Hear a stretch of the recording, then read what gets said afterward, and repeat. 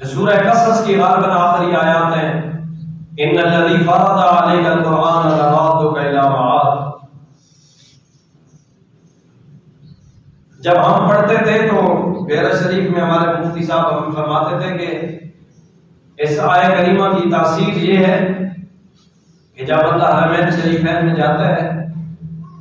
انگلی کے ساتھ اگر یہ آیہ کریمہ کسی ستون کے اوپر لکھ دی جائے تو اللہ دوبارہ سے حاضری کی سعادت عطا فرماتا ہے۔ سبحان اللہ۔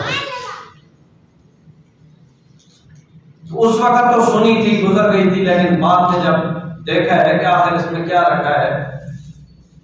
تو اس کا معنی اور مفہوم یہ تھا کہ حبیب پاک صلی اللہ علیہ وسلم آپ ایک دفعہ یہاں سے تشریف لے جائیں،